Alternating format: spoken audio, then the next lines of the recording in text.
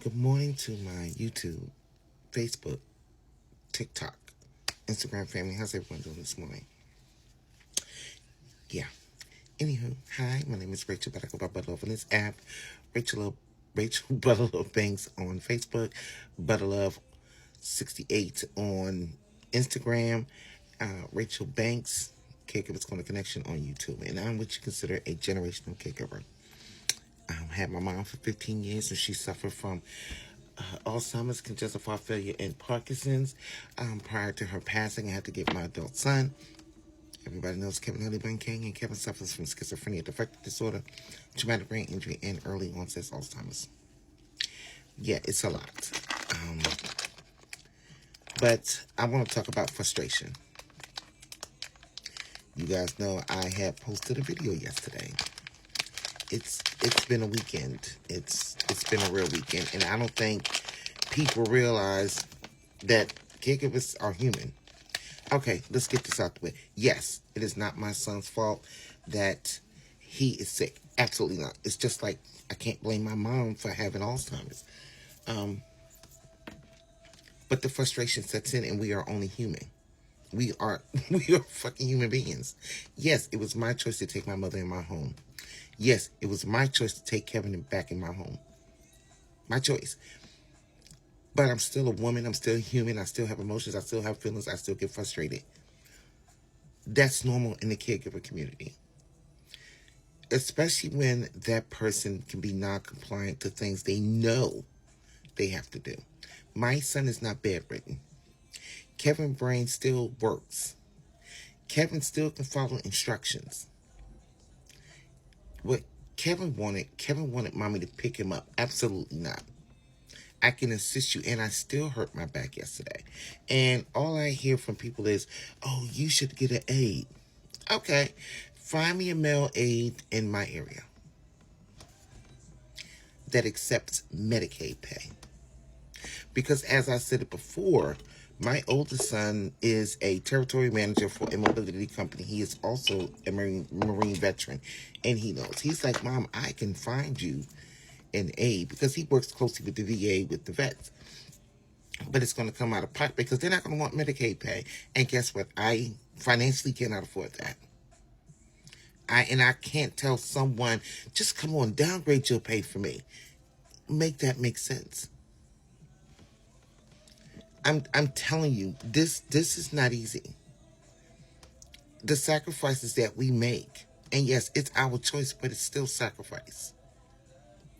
It is not easy for me to watch my child body turn against him, mind turn against him, like it did my mom. My son is a prisoner in his own body, in his own mind. And please, stop telling me, and I had people inbox me talking about, oh, prayed away. Okay, did that. He's still dealing with that. He shouldn't be taking these medications. We try holistic, so don't come with me with that. There's side effects. There's side effects to everything, because you can give somebody a holistic medicine and you don't know what type of reaction they're going to have. See, these are the things that caregivers, we get bombarded. You should do this. You should do that. Okay, you bring your butt over here and you do it. Like right now, you guys remember I had just bought a washing machine last year? It went out. And I can't get a serviceman in here to the 30th.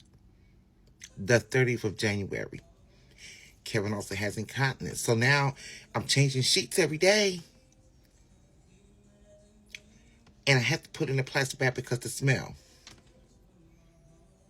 I can't take Kevin with me to the laundromat.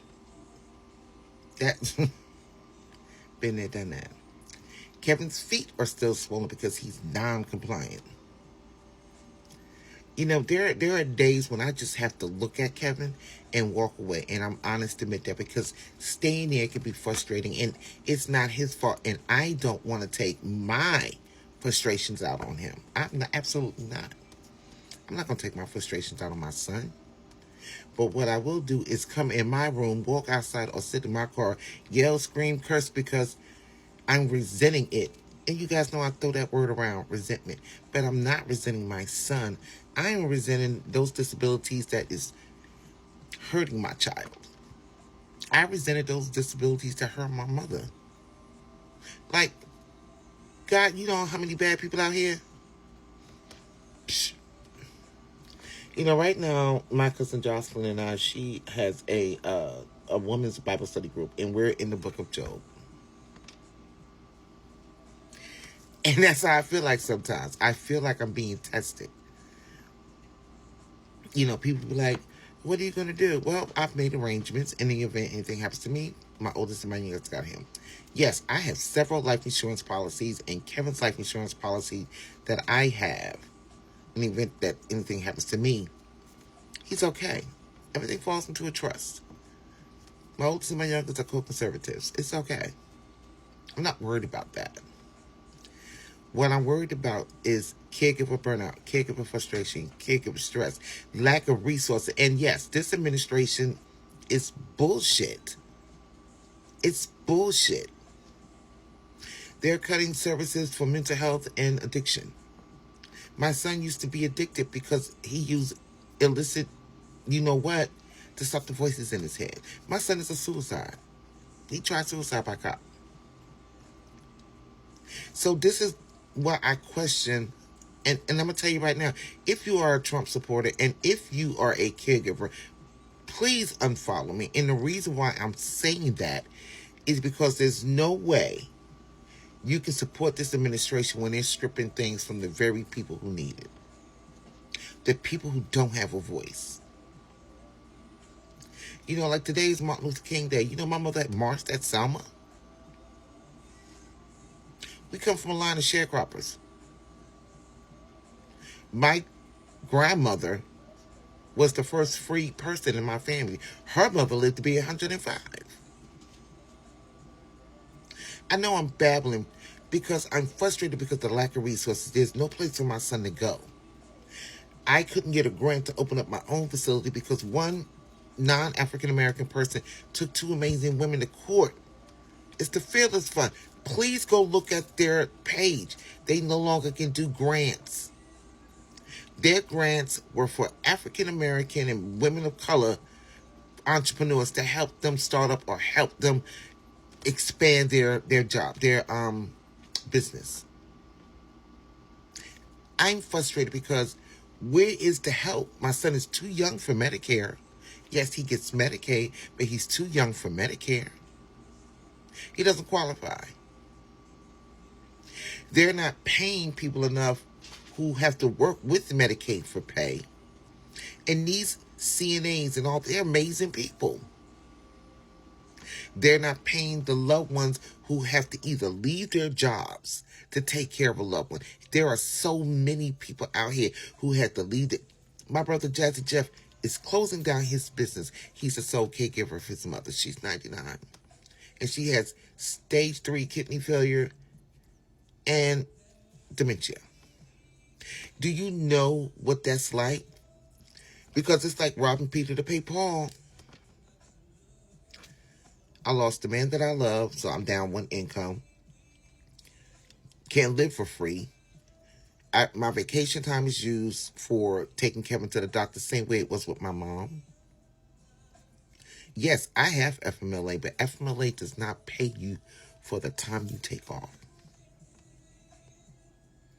So caregivers, if you get frustrated, if you feel that coming here, walk away. Just remove yourself from that. I'm telling you, go back and look at the video that I did last night. I had to remove myself. And I noticed when I looked and I still had my blue gloves on. The sleepless nights, the days off of work, the no pay, the having to leave a job. It's just like my girl JB. She did a video and I duetted it. I stitched it. No, I duet. No, I reposted it on my video. When she's saying what caregivers have to give up, friendships. I'm single. I would love to be in love again and being in a relationship. I'm at that point where I want to. How? I can't spontaneously just say, let's go out for a date.